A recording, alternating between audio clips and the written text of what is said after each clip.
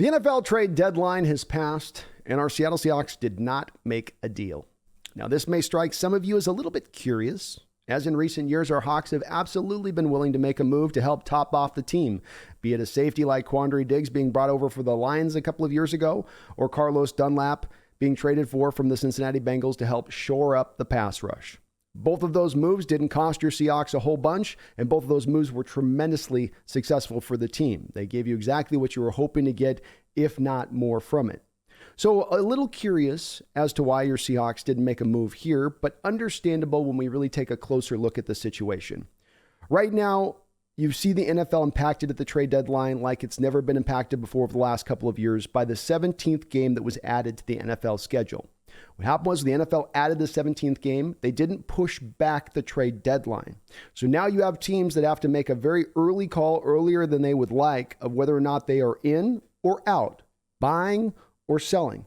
And what we've seen as a common denominator over these last two trade deadlines is that teams are going to, in a situation of having a little bit of a question mark applied to their given scenario, they will lean towards being standing pat, towards not doing anything, towards the hope that they can tighten down the screws, ratchet this up a little bit, get things a little bit better to maybe slide their way into the back door of the playoffs when it's all said and done. And indeed, that is the case off of what we saw today, too. It doesn't help that you also have extreme amount of parity going on throughout the league in this given season, especially. We don't have a lot of top dogs. We don't have a lot of true cellar dwellers. We got a whole lot of in between, in the middle. And let me show you what I mean by that. Let's look at the standings really quickly here in the NFL and go quickly through the divisions here to figure out which teams were truly in sell mode and which teams were truly in buy mode. First off, you've got the AFC East.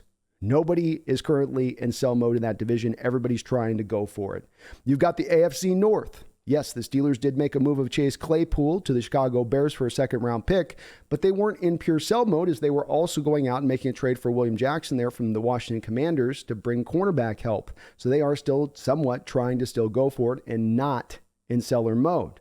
So nobody else in that division is either. Of course, the Cleveland Browns are just treading water until they can get to Deshaun Watson. Then you got the AFC South. We got a couple of candidates at first blush here with Houston and Jacksonville you would think would be more in seller mode, but they weren't. No, indeed, even in Jacksonville Jaguars' case, they were more trying to onboard, having gone out and made a trade for a Calvin Ridley, who obviously can't play this year, but will help them out next year probably tremendously. Then you've got the AFC West.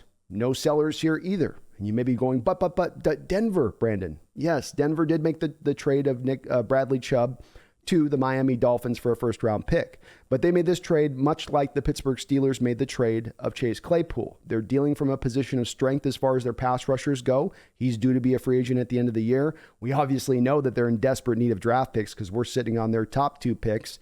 And so they were just dealing from a position of strength and getting maximum value in return for that strength. It's not necessarily that they were in full-on seller mode. I would have said if they moved somebody like Jerry Jeudy in addition to Chubb, that would be more indicative of that.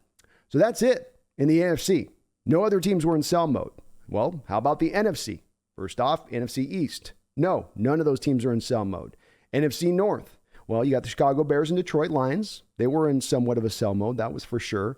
Then you have the NFC South, which has no teams, despite the fact you have Carolina Panthers at 2-6 and the New Orleans Saints at 3-5, because they look up at Atlanta at 4-4 and they go, we can still get there. We can still reach that. So no teams in that division either. And then you've got the NFC West. And I don't have to tell you guys, we don't ever go in sell mode in the NFC West. We're always in buy now mode all the time. That's just the way it is out here in the West. So no teams were willing to really sell. You didn't have a lot of teams out there that were truly in that fire sale mode, if any, quite frankly. And this led the Seattle Seahawks to not have a lot of trade partners that they could do the dance with.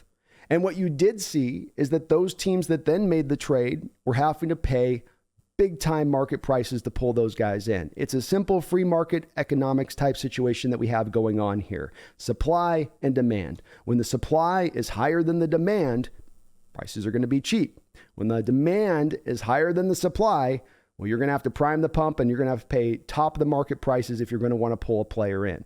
For me, looking at Roquan Smith going to the Ravens for a second and fifth round pick, a guy due to be a free agent, a guy the Ravens are going to have to franchise tag or give a contract extension to, that seemed a little bit pricey. It's not a complete overpay, but it is one that you look at and say there was definitely some bidders here at the table pushing the prices up. I would say the same thing is true with Chase Claypool, who had a lot of heat around him as well, despite the fact he's had a little bit of an up and down run here throughout the course of his career, but he was still able to garner in a second-round pick. And then, of course, you have Bradley Chubb pulling in a first-round pick as well. So the prices were just going to be too high for us to enter into this fray. And we're just going to have to trust on the fact that this team can continue to develop, continue to get better, all on their own. And I think there's a lot of good reason to believe that that's going to be the case. You've got basically 6 rookies starting on this team as it stands right now. A lot of other younger players playing in addition to that. You would think those guys would only get better as the year goes along. And certainly we also have to acknowledge the fact that Coach Carroll teams do tend to finish stronger than they tend to start. That's also been kind of a common element of him and his teams throughout his time here in Seattle. Not every season, but more often than not, that's the way he builds his teams to arrive at. And I tend to think it's somewhat purposeful on Coach Carroll's part, especially in the way he manages players early on, especially in the way he manages injury situations. So your Seahawks didn't pay the top of the market prices for a player who maybe could have helped them, but I'm perfectly okay with that. We are sitting on a ton of draft capital for our future, while we also sit in first place. We have a team that should get better, and hell no, I don't want to pay top of the market prices. Hell no, I don't want to sit there and hand away those early draft picks that could be such great players moving on into the future. Instead, let's stand pat and watch everybody else overpay, including the San Francisco 49ers giving up 3 picks for Christian McCaffrey within our own division. I'm perfectly happy and fine to watch them do that. And hey, we're in first place.